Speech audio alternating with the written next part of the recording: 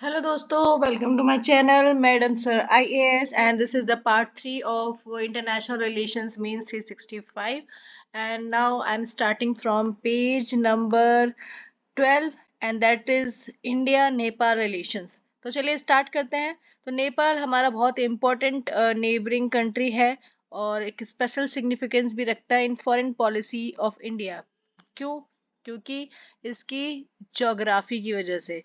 पहली बात तो ज्योग्राफिक लोकेशन इंपॉर्टेंस रखती है, चाइना के साथ है इसकी लोकेशन, एंड हिस्टोरिकल रिलेशंस भी हैं हमारे, कल्चर एंड इकोनॉमिक लिंकेज भी हैं। वो भी अब से नहीं, कई सदियों से है। बट द रिलेशनशिप टू का nocitive in 2015 with India first getting blamed for interfering in the constitution drafting process।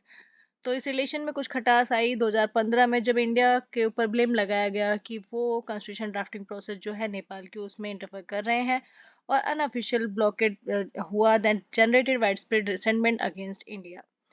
अब हम थोड़ा की पॉइंट्स की बात कर लेते हैं। ये तो ओवरऑल एक बता दिया। की पॉइंट्स क्या है कि सबसे पहला बायलेटरल ट्रेड जो हमारे उनका साथ है वो that is $11 billion. That is very high as compare to the geography, कितना वो बड़ा देश है उसके हिसाब से, तो 11 billion US dollar is good number. India is Nepals largest trade partner and source of largest FDI.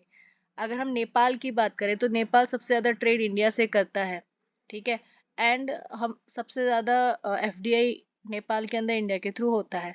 उसके बाद India's export to Nepal, India का जो एक्सपोर्ट नेपाल में होता है वो 8 गुना बढ़ चुका है अगर पिछले 10 साल से कंपेयर करें, ठीक है। तो आप दो चीज़ें देखिए कि 11 US बिलियन डॉलर का ट्रेड है, and we are the largest trading partner for Nepal and the largest FDI source also, and we have grown 8 times export in past 10 years in Nepal। अब बायलैटरल रिलेशंस की बात कर लेते हैं। Corporation areas कहाँ कहाँ पर है? डिफेंस में, water resource, energy, connectivity projects, education and culture.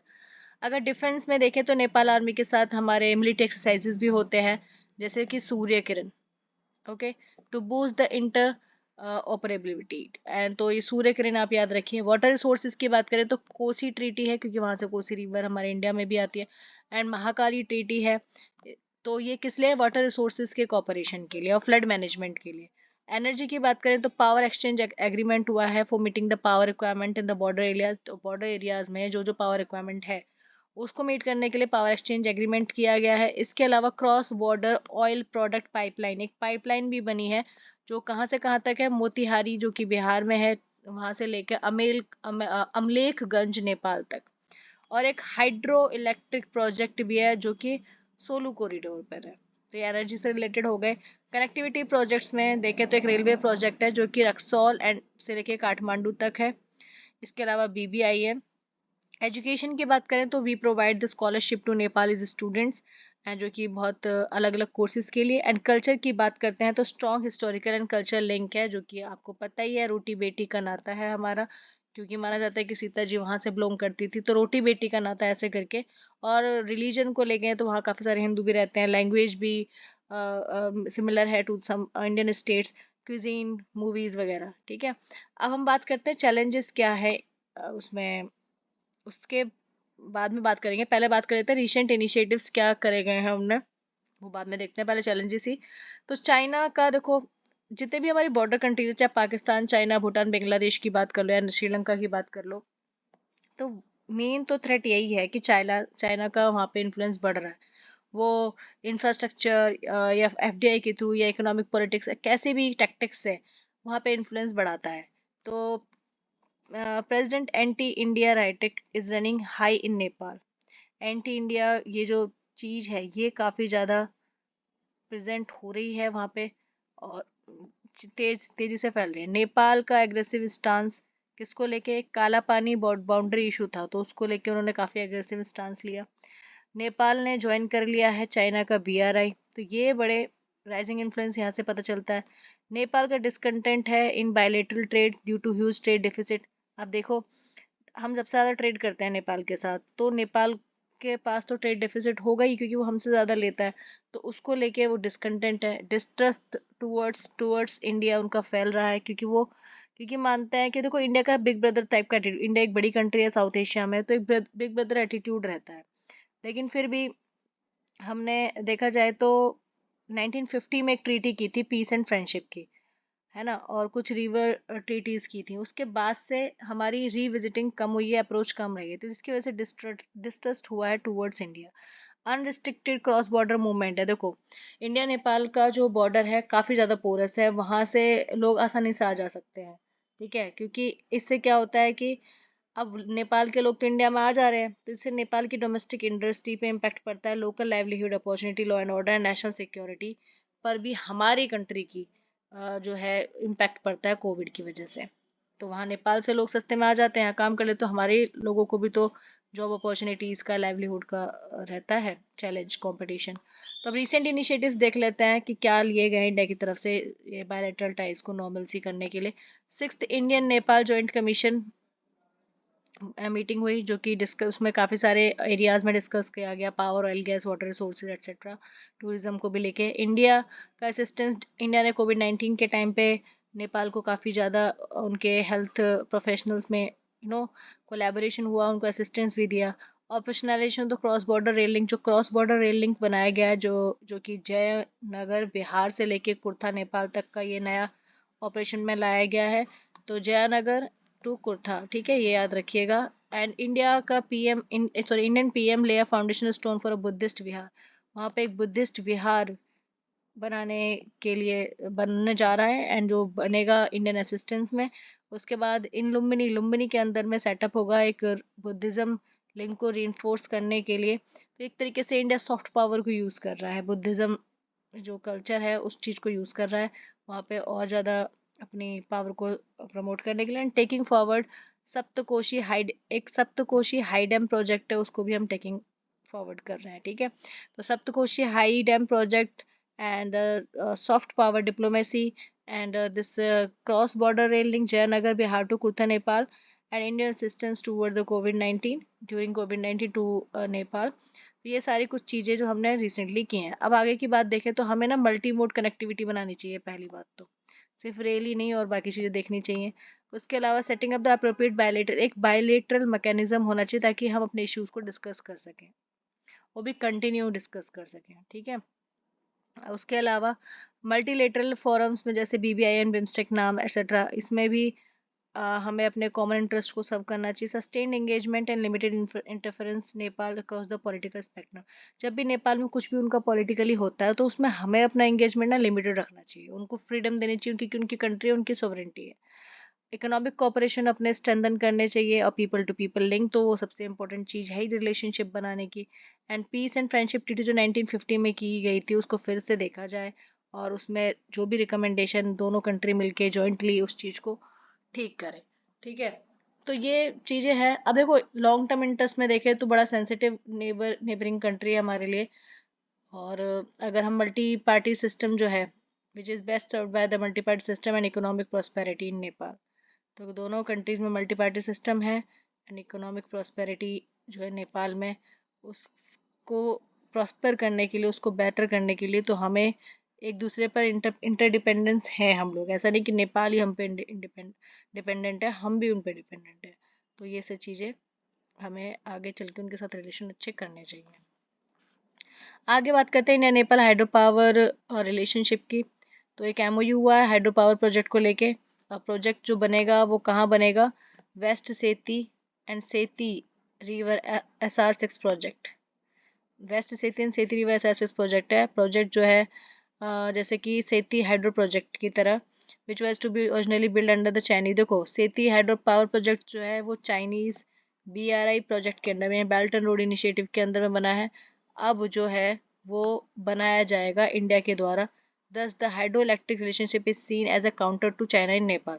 तो अगर हम बनाते हैं सेती हाइड्रो पावर प्रोजेक्ट को, तो एक तरीके से हमने काउंटर दिया है चाइना को नेपाल में।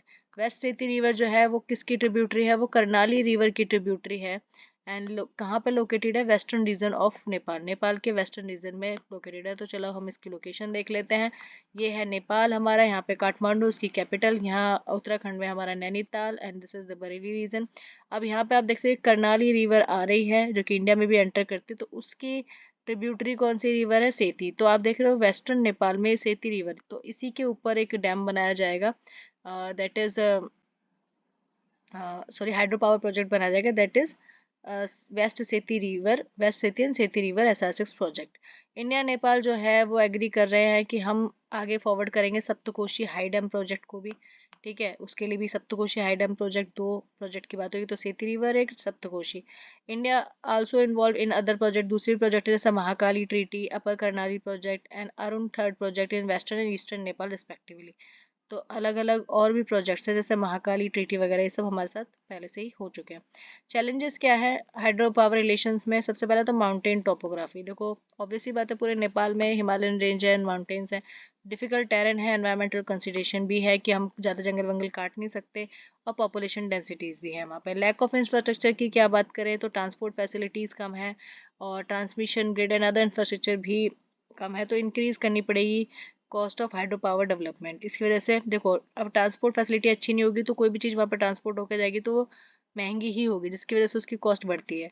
पॉलिसी एंड रेगुलेटरी इश्यूज़ की बात करें तो ये रेगुलेटरी एंड पॉलिसी मैकेनिज्म भी कम है, थर्ड पार्टी एक्सेस जो देंगे हम, उसमें क्या है कि ट्रांसपेरेंसी नहीं है। ठीक है, hydro power third party calculating कैसे करना है कॉस्ट एंड बेनिफिट का। इसके अलावा इंस्टीट्यूशनल सपोर्ट का भी लैक है, एंड फाइनेंशियल रिसोर्सेज का भी लैक है, and power market not guaranteed कि हमें मार्केट मिल पाएगा, ये गारंटेड नहीं है। तो वाटर शेयरिंग इश्यूज क्या है कि जैसे जो डाउन स्ट्रीम वाटर जाता है तो उसमें interferes with the cooperation for benefit with regulated water, flood control with bigger multiple. Main चीज़ है कि वाटर शेयरिंग इश्यूज में एक तो यह है कि पानी की शेयरिंग, दूसरी flood control. In completion of earlier project, जो पहले के हमारे प्रोजेक्ट हमने उनके साथ करा जैसे महाकाल या अपर करनाल प्रोजेक्ट, तो वो भी काफ़ी सालों से कंप्लीट नहीं हुआ है, तो ये भी एक चैलेंज है, तो ये इसको कैसे करेंगे। अब हम आगे की बात करते हैं, तो हमें इन्वेस्टमेंट सिनेरियो को केयरफुली स्टडी करना चाहिए कि किस तरीके से हम करेंगे, क्या कॉस्ट ऑफ रीसेटलमेंट होगी, कैसे इस प्रोजेक्ट को कंप्लीट किया जा सकता है। कोलैबोरेशन करनी चाहिए अदर कंट्रीज़ के साथ भी कि वो भी मिलके हमारे साथ इस प्रोजेक्ट को कंप्लीट करवाएं, जैसे बांग्लादेश, भूटान, इंडिया, नेपाल फ्रेमवर्क के अंडर में अगर हम क्रॉस बॉर्डर एनर्जी कोऑपरेशन करते हैं तो ये BBIN के, this is the full form, Bangladesh, Bhutan, India, Nepal framework. ठीक है, अब आ जाते हैं हम पाकिस्तान रिलेशन के साथ, तो उसमें है सबसे इम्पोर्टेंट इंडस वाटर ट्रीटी। तो इंडस वाटर ट्रीटी क्या है, ये 1960 में हुई थी। ठीक है, और 9 साल के बाद नेगोशिएशन फिर स्टार्ट हुई इंडिया एंड पाकिस्तान के बीच में। देखो 1960 में हुई, और उससे पहले 9 साल पहले नेगोशिएशन चल रही थी इंडिया पाकिस्तान के बीच में, और इसमें गारंटर कौन बना एज ए सिग्नेटरी, वो था वर्ल्ड बैंक। ठीक है, अब उसके बाद अभी करंटली काम देखें तो इंडिया यूटिलाइज करता है 90% इंडस वाटर। ठीक है, और recently Pakistan has raise concern regarding, उन्होंने पाकिस्तान ने मतलब अपना कंसर्न बताया है किशन गंगा डैम को लेके जो कि कश्मीर में है, और रातले हाइड्रो पावर प्रोजेक्ट को लेके जो कि चेनाब रिवर पे है। तो दो, एक प्रोजेक्ट है रातले हाइड्रो इलेक्ट्रिक पावर स्टेशन जो कि चेनाब रिवर पर, और किशनगंगा डैम, इनको लेके उन्होंने अपनी प्रॉब्लम बताई है पाकिस्तान ने। तो अब हम देख लेते हैं ट्रीटी में क्या था। ट्रीटी में बहुत सिंपल है, तो कोई कई बार ये टॉपिक डिस्कस हो चुका है, आप फिर भी देख लीजिए। ट्रीटी में क्या था कि ईस्टर्न रिवर जो है रवि, ब्यास, सतलज, वो इंडिया को मिलेंगी। ठीक है, उसमें अनरेस्ट्रिक्टेड यूज है, अनरेस्ट्रिक्टेड मतलब हम कितना भी यूज कर सकते हैं, हमारी मर्जी कैसे भी। और वेस्टर्न रिवर जो है इंडस, झेलम, चेनाब, वो एलोकेटेड हो गई लार्जली टू पाकिस्तान। अब इंडिया अब ये जो वेस्टर्न रिवर है उसमें इंडिया परमिटेड है बहुत सारे काम करने के लिए, जैसे कुछ काम करने के लिए, जैसे एग्रीकल्चर यूज के लिए हम यूज कर सकते हैं इंडस, झेलम, चेनाब रिवर का पानी को, और हम run of the river hydro power project बना सकते हैं लिमिटेड स्टोरेज के साथ। Run of the river hydro power project होता है जिसमें पानी ज़्यादा रोका नहीं जाता है ना, उस हाइड्रो पावर प्रोजेक्ट से कंटिन्यूस बहता रहता है। तो ये दो चीज़ों के लिए हम इनके इंडस, झेलम, चेनाब को, वेस्टर्न रिवर्स को यूज़ कर सकते थे इस ट्रीटी के अकॉर्डिंग। अब परमानेंट इंडस कमीशन, और इस ट्रीटी के अंडर ही एक परमानेंट इंडस कमीशन बनाई गई, PIC, और जो कि इसमें दो कमिश्नर्स बनाए जाते हैं दोनों कंट्री के द्वारा, ताकि कॉपरेशन हो सके, इंफॉर्मेशन एक्सचेंज हो सके रिवर के जो यूज़ हो रहा है पानी को उसके लिए। ट्रीटी प्रोवाइड, इस ट्रीटी में 3 tier डिस्प्यूट रेजोल्यूशन मैकेनिज्म भी प्रोवाइड किया, of which PIC stage, first stage. आप देखो 3 tier कोई भी डिस्प्यूट होता है वाटर यूसेज को लेकर, रिवर के पानी के लिए, तो उसमें 3 स्टेप्स के थ्रू डिस्प्यूट रेजोल्यूशन होगा। तो पहले तो जाएंगे PIC मैन के परमानेंट इंडस कमीशन में, ठीक है, फर्स्ट स्टेज। उसके बाद वहाँ पे फिर उसके बाद वहाँ से भी नहीं होता तो एक न्यूट्रल एक्सपर्ट, वो है सेकेंड स्टेज। एंड देन सबसे लास्ट स्टेज होगी कोर्ट ऑफ आर्बिट्रेशन। 3 स्टेजेस से थ्रू डिस्प्यूट रेजोल्यूशन होता है। अब इंडस वाटर ट्रीटी जो है does not have a unilateral exit provision, मतलब इसमें यूनिलेटरल एग्जिट प्रोविजन नहीं है, कोई एक कंट्री अपनी मर्जी से इसमें से एग्जिट नहीं कर सकती कि हम नहीं मान रहे, ऐसा नहीं है। Is suppose to remain force, ये तब तक रहेगी जब तक कि दोनों कंट्रीज आपस में नहीं मानते हैं कि ठीक है हम चलो ये इंडस वाटर ट्रीटी बंद करते हैं, दूसरा कोई पैक्ट करते हैं। जब तक कि दोनों कंट्री इस चीज के लिए एग्री नहीं होती तब तक ये मानी ही जाएगी। ठीक है, अब इसमें इशू क्या आ गया, क्यों डिससेटिस्फाइड है पाकिस्तान के? तो डिससेटिस्फेक्शन ये हुआ कि 80% वाटर तो एलोकेट हुआ पाकिस्तान को। ठीक है, अब ambiguous and room for conflict, technical nature जो है ट्रीटी का एंड वेस्टर्न रिवर फ्लोज का through conflicted region of Jammu. अब देखो वेस्टर्न रिवर जो है इंडस झेलम चेरा भी सब जम्मू कश्मीर से होते हुए जा रही है, तो उसकी वजह से कॉन्फ्लिक्ट बढ़ रहा है। अब सबसे पहली बात तो म्यूचुअल ट्रस्ट का तो लैक है ही, 100% म्यूचुअल ट्रस्ट का लैक है। ठीक है, दूसरा सब optimal data sharing, data sharing भी अब डिप्लोमेटिक कितने टेंशन हैं हमारे दोनों कंट्रीज के बीच में, तो डेटा शेयरिंग भी ठीक से नहीं होती है। ठीक है, उसके बाद उस पर क्वेश्चन किया जाता है कि तुमने ठीक से डेटा नहीं शेयर किया, उस पर रिसर्च कम्युनिटी को कोई मैकेनिज्म, देखो रिसर्च कोई भी करती है ना कम्युनिटी, उसके लिए मेन चीज़ तो वही है ना डेटा, तो वही ढंग से शेयर नहीं होता है। लिमिटेड रोल ऑफ गारंटर, जो गारंटर है ठीक है उसका लिमिटेड रोल है। जैसे एग्जांपल कर लो कि किशन गंगा और रातला हाइड्रो इलेक्ट्रिक प्रोजेक्ट जिसके लिए पाकिस्तान डिस्प्यूट कर रहा है, तो वर्ल्ड बैंक जो कि गारंटर था वो उसको अपॉइंट किया गया एज ए न्यूट्रल एक्सपर्ट। ठीक है, and chairman of court of arbitration, तो उन लोगों को करना है ना। अब जैसे कंकरेंट अपॉइंटमेंट जो है may pose practical and legal risk, however the World Bank lacks the power to decide, लेकिन वर्ल्ड बैंक के पास इतनी पावर नहीं है कि वो डिसाइड कर सके किसकी साइड ले। तो lack of adequate environmental safeguard, तो ये बहुत सी चीज़ है कि जो गारंटर का लिमिटेड ही रोल है इसमें।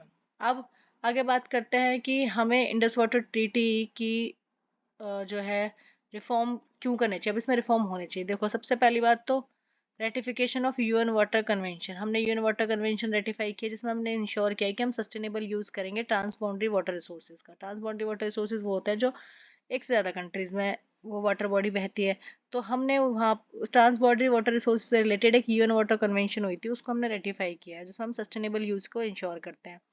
Global forum of on transboundary river, transboundary river पे एक ग्लोबल फोरम भी है, तो वहाँ पे सॉल्व किए जाते हैं वाटर कन्फ्लिक्ट्स अगर कोई भी कॉन्फ्लिक्ट होते हैं। ठीक है, प्रमोटिंग ओपन डेटा पॉलिसी, अब कोई भी इंटरनेशनल सुपरवाइजरी बॉडी है या अदर स्टेक होल्डर, उनको ट्रांसपेरेंसी होनी चाहिए कि अपना डेटा ठीक से प्रोवाइड करें ताकि साइंटिफिक रिसर्च में वो अप्लाई हो सके।